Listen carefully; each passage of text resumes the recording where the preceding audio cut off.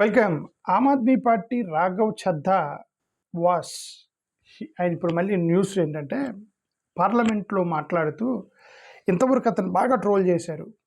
ఏది mobile bills మీద మాట్లాడేవాడు, కూరగాయల మార్కెట్ల మీద మాట్లాడేవాడు, టమాటాల మీద మాట్లాడేవాడు, ఉల్లిపాయలు టమాటాల మీద మాట్లాడుతుంటే పేద ప్రజల మీద ప్రేమ ఉందేమో రాఘవ్ చద్దాకి అనుకొని అతన్ని బాగా ఆకాశానికి ఎత్తారు. అప్పుడు నేను కూడా వీడియో పెట్టాను. అరే హీఈస్ ఎక్సలెంట్, చాలా చాలా ప్రాబ్లమ్స్ రైజ్ చేశాడు ఇతను, చాలా మంచివాడు అనే నేను కూడా అప్పుడు వీడియో మాట్లాడాను. తర్వాత అతను సడన్గా భారతీయ జనతా పార్టీలోకి అలైన్ అవగానే అతన్ని ట్రోలింగ్ చేయడం మొదలెట్టారు. సరే, ఇప్పుడు ఈ స్టూడెంట్స్ ఇంత పెద్ద గొడవ చేస్తుంటే అతను సైలెంట్గా ఉన్నాడు. ఈ రాఘవ చద్దా సైలెంట్గా ఉంటే బాగా ట్రోలింగ్ చేస్తారు. ఇప్పుడు మాట్లాడవే, కూరగాయల గురించి మాట్లాడతావు, ఉల్లిపాయల గురించి మాట్లాడతావు, టెలిఫోన్ బిల్లు గురించి మాట్లాడతావు, ఇన్కమ్ ట్యాక్స్ గురించి మాట్లాడతావు, అంత పెద్ద మాట్లాడవు అని చెప్పి అసలు అతను ఏం మాట్లాడకుండా సైలెంట్గా ఉండి ఈరోజు పార్లమెంట్లో ఒక ప్రసంగం ఇచ్చాడు. ఏమని ఇచ్చాడు ప్రసంగం? నా రోలు చేంజ్ అయింది. గతంలో నేను అపోనెంట్గా ఉండేవాడిని, ఇప్పుడు ప్రభుత్వంలో అంటే earlier I was and my role changed. Earlier I asked questions, now I'm fixing the things అంటే గతంలో అతను క్వశ్చన్స్ వేసేవాడట ప్రతిపక్షంలో ఉండి, ఇప్పుడు సమాధానాలు ఇస్తున్నాడంట. అంటే ప్రాబ్లమ్ సాల్వ్ చేస్తున్నాడంట. ఇప్పుడు అతను చెప్పింది అది.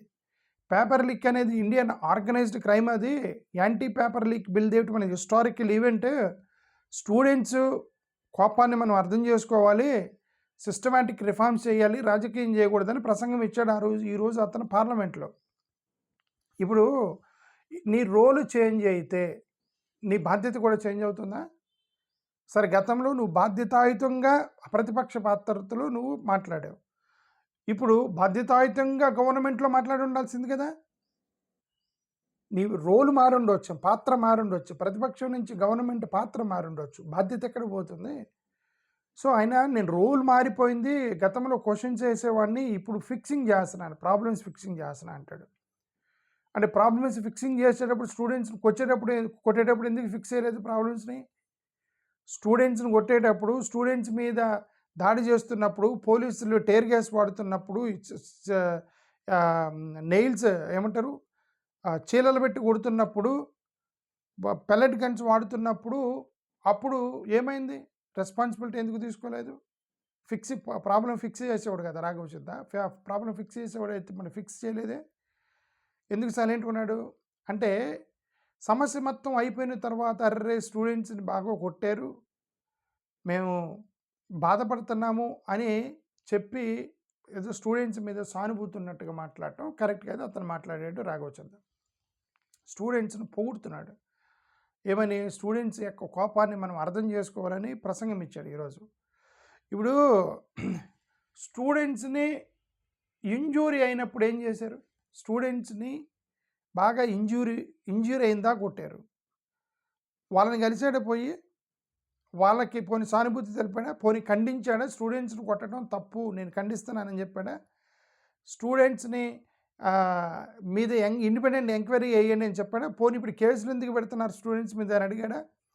సరే, పోనీ స్టూడెంట్స్ కొట్టిన వాళ్ళకి కంపెన్సేషన్ ఇవ్వండి అని గవర్నమెంట్కి చెప్పాడు. నేను you will fix the things కదా, ఫిక్సింగ్ ద థింగ్స్ కదా. రాఘవ్ చద్దా అతను గతంలో అపోజిషన్లో ఉండేవాడిని, ఇప్పుడు నేను ఫిక్సింగ్ థింగ్స్ అంటే మరి ఎందుకు ఫిక్స్ చేయలేదు అంటున్నా. స్టూడెంట్స్కి కంపెన్సేషన్ అని ఎందుకు అనలేదు, ఖండిస్తున్నాను ఎందుకు అనలేదు, వాళ్ళు కొట్టొద్దని ఎందుకు అనలేదు? వెన్ యూఆర్ ఫిక్సింగ్ థింగ్స్ అంటే ఏంది? అంత కొట్టైన తర్వాత పార్లమెంట్లోకి వచ్చి నేను ఆయన ఫిక్సింగ్ థింగ్స్ అంటే సరిపోతుందా రాఘవ్ చద్దాది? ఓకే, అతను చేసింది. స్టూడెంట్స్ మీద కొట్టారు, బాధ్యత ఎవరు తీసుకోవాలి? సరే, గతంలో నేను అపోజిషన్లో ఉండేవాడిని, ఇప్పుడు గవర్నమెంట్లో ఉన్నాను. గవర్నమెంట్లో ఉన్నప్పుడు మరి బాధ్యత ఎవరు తీసుకోవాలి? బాధ్యత రాఘవ చద్దా తీసుకుంటాడా? గవర్నమెంట్ మోరల్ రెస్పాన్సిబిలిటీ ఎవరు తీసుకోవాలి? సార్ తీసుకోమనండి, తీసుకొని గవర్నమెంట్ తరఫున మాట్లాడమనండి. Government is part of the government కదా. నేను గతంలో అపోజిషన్లో, ఇప్పుడు నేను పార్ట్ ఆఫ్ ది గవర్నమెంట్, నేను మోరల్ రెస్పాన్సిబిలిటీ తీసుకున్నాను గవర్నమెంట్ తరపు నుంచి, కొట్టడం తప్పని చెప్పానండి. అంటే గవర్నమెంట్ అంటే అకౌంటబిలిటీ కూడా కాదు, అకౌంటబిలిటీ కాదు, ఓన్లీ అచీవ్మెంట్స్ మాత్రమే కాదు కదా, అకౌంటబిలిటీ కూడా తీసుకోవాలి గవర్నమెంట్ అంటే. గవర్నమెంట్ అచీవ్మెంట్స్ వచ్చినప్పుడు నేను పార్ట్ ఆఫ్ ది గవర్నమెంట్ అని చెప్పుకొని, గవర్నమెంట్ నుంచి తప్పు జరిగినప్పుడు సైలెంట్గా ఉండి తర్వాత వచ్చి పార్లమెంట్లో మేము స్టూడెంట్స్ బాధపడ్డామని చెప్తే ఇతను రాఘవ చద్ద ఇచ్చిన ప్రసంగం గురించి మాట్లాడుతున్నా. వారాల తరబడి సైలెంట్గా కూర్చున్నాడు, అతను ఏం మాట్లాడలే. నెలల తరబడి స్టూడెంట్స్ ప్రొటెస్ట్ చేశారు, నేషనల్ వైడ్ డిమాన్స్ట్రేషన్ చేశారు, పార్లమెంటులో పెద్ద ఇష్యూ అయింది, డిబేట్ అయింది, చివరికి స్టూడెంట్స్ని కొట్టారు. కొట్టినా కూడా సైలెంట్గా ఉన్నాడు వారాల తరబడి. ఇతను సైలెంట్గా ఉండి ఇప్పుడు స్టూడెంట్స్కి సానుభూతి తెలుపుతున్నట్టుగా ప్రసంగం ఇచ్చారు.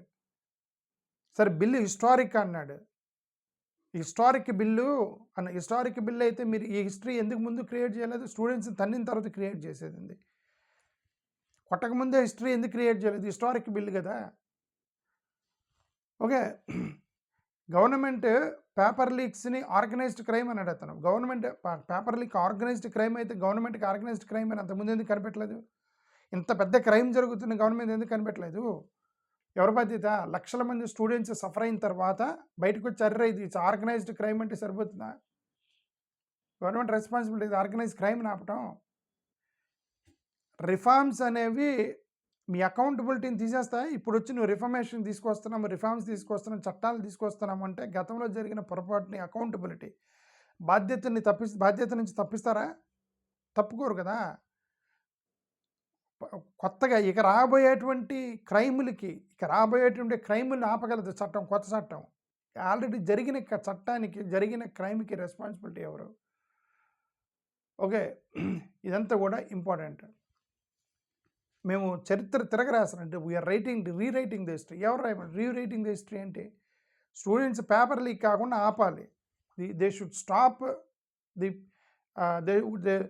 Should have been alert on that.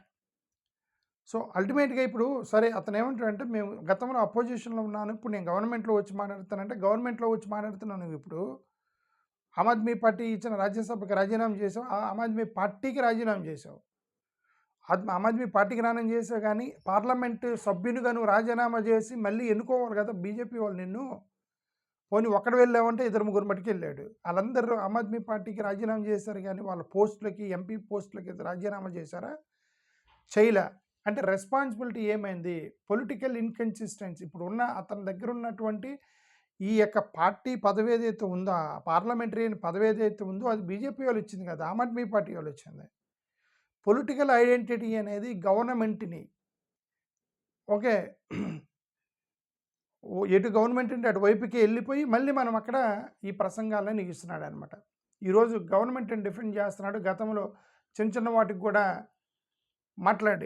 మాట్లాడుతుంటే అందరూ ఆశ్చర్యం వేసింది, అర్రే ఇదేంటి చిన్న వాటికి కూడా మాట్లాడుతున్నాము, దీనికేంటి అని. ఓకే సరే, ఎనివే ఇది రాఘవ చద్దా చేసినటువంటి పని. థ్యాంక్ యూ, నమస్కారం.